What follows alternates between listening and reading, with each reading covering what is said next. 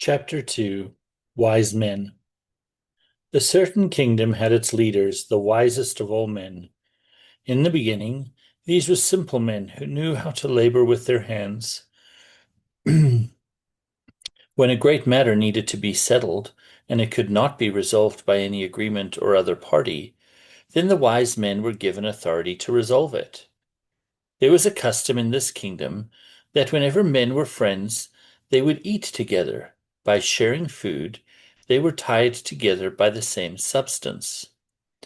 There were in this kingdom two men who owned adjoining property, and who had been friends and shared many a meal and fellowship together. These friends began to quarrel with each other. This dispute was the more bitter because these men were friends. They disputed over their land's boundaries and over animals which moved from one property to the other. They would quarrel shouting over their fences at each other. They shared as much time bickering as enemies as they had before shared as friends. Finally, they disputed over a tree which grew on one man's land, but whose branches spread to the other man's land. The tree bore fruit, and the man who owned the tree claimed the fruit to be his, even if it overhung his neighbor's land. The other man claimed the fruit that grew over his property belonged to him, just as any other thing on his land was his. A lower judge decided in favor of the man whose property the branches hung, over whose property the branches hung. In response, the owner of the tree said he would cut the branches which overhung, and asked permission to enter his neighbor's property to cut the branches.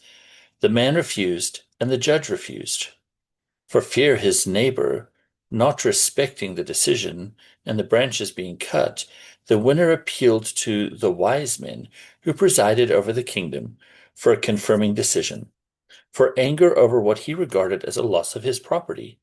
The loser also appealed to the wise men, hoping for a better decision. When the wise men sat to consider the matter, they inquired about the tree and the land and the fruit. After all, the matter concerning the fruit was learned. The wise men inquired further, "How long have you been living as neighbors?" "We are not neighbors," responded the one. "We merely have land which touches," said the other. "Neighbors implies we are friends, and we are not," said the first, while the other nodded his head in agreement. "How long have you lived on land which touches?" inquired the wise men. "All our lives," said the one. "We each obtained our land from our fathers, and have neither one lived elsewhere," said the other. "How long has the tree been growing?" they were asked. "I planted it, pruned it, and watered it, and fed it for 35 years," answered the owner of the tree. "How recently has it borne fruit?" "It has borne fruit for 30 years." "How long have the branches overhung your neighbor's land?" asked the wise men, wittingly calling him a neighbor again. "For the last 5 growing seasons, my tree's fruit has hung over the adjoining land," responded the owner of the tree, avoiding the word neighbor. "During this time, have you eaten the fruit from the tree?" asked the wise men. "Yes," responded the owner. "And did you also eat the fruit which grew over your land, which came from the same tree?"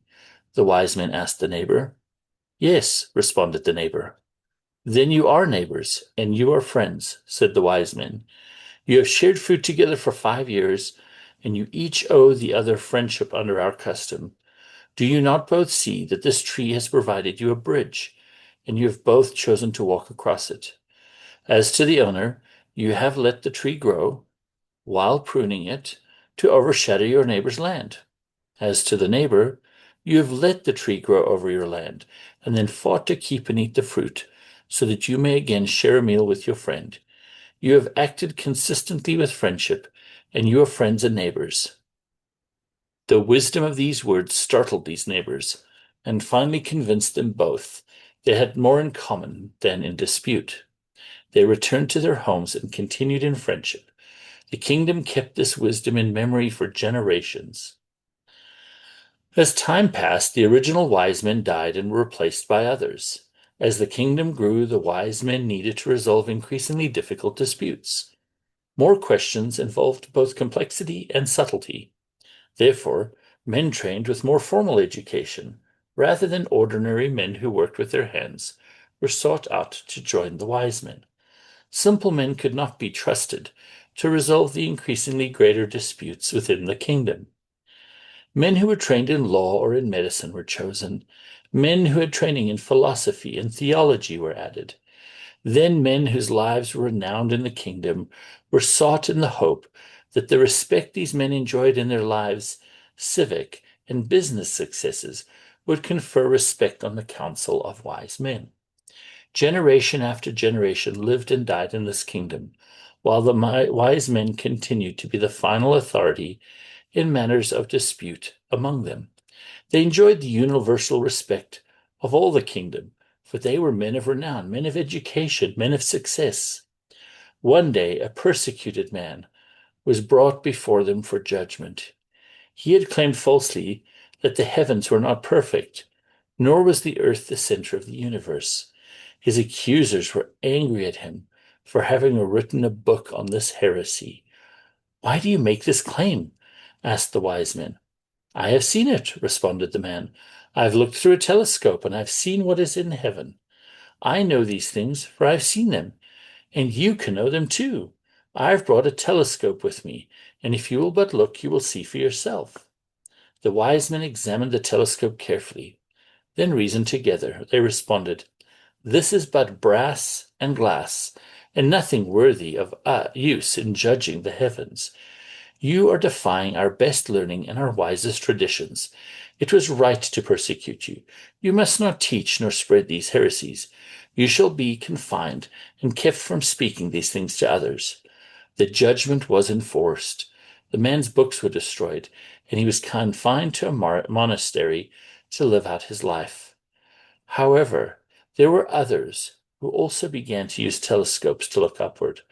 Within a generation, there were many who had looked and seen the same thing as the persecuted, now dead man had seen. Slowly, the deceased, persecuted man's ideas were proven by many others. 10 generations after this dispute, everyone knew the persecuted and imprisoned man was right, and the wise men had been wrong. This was troubling to the wise men of that day, as all in the kingdom now knew their wisdom had failed in a notable case from the past. Without ever saying so, the wise men began to allow fewer and fewer matters of importance to come before them.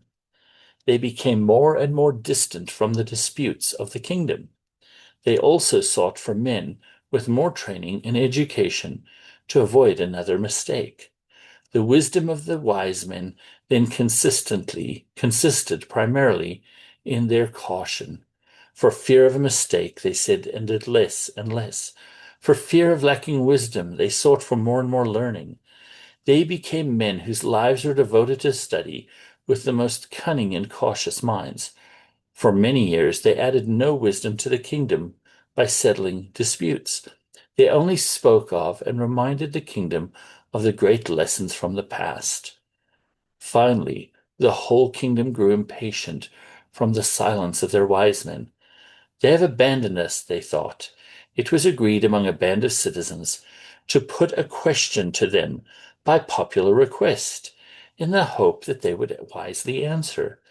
They hoped that by asking them to answer one question for the kingdom, it may lead to much needed guidance from the wise men in other questions facing the kingdom.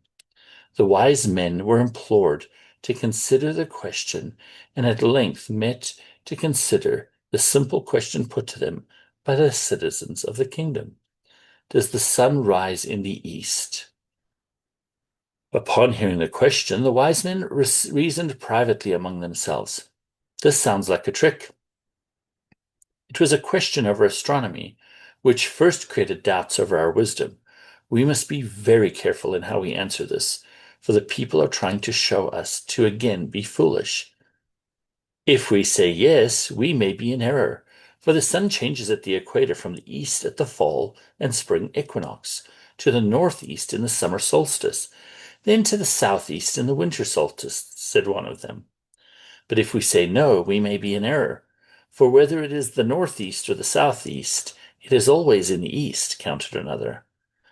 I have read of an account in ancient history in which the sun rose immediately after setting.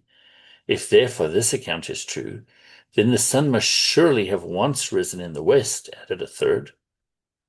I have read of an account in which the sun set, but there was no dark. Then the sun rose again the next day, but there was no darkness throughout the night.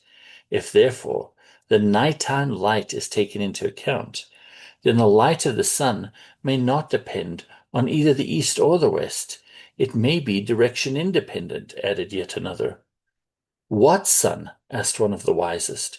We have learned there are many suns and many planets which orbit them.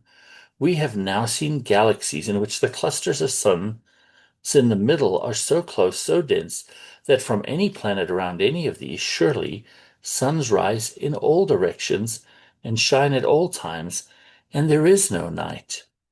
Finally, they concluded, we must know more about the question to be able to answer it. Without more, the question makes no sense. We will be trapped if we answer. To the kingdom, the wise men announced their answer to the question. Does the sun rise in the east? With the reply, we cannot tell, for the question makes no sense to us. The kingdom now saw their wise men had lost all wisdom. They were so disappointed with the loss, they demanded they have the wise men who were wiser still. These men were unwise. The kingdom threw them out and replaced them with simple men who toiled with their hands and who knew the sun rose in the east, who planted their crops in the spring and who harvested them in the fall, whose calloused hands were familiar with labor and therefore were able to wisely lend help when something needed to be fixed.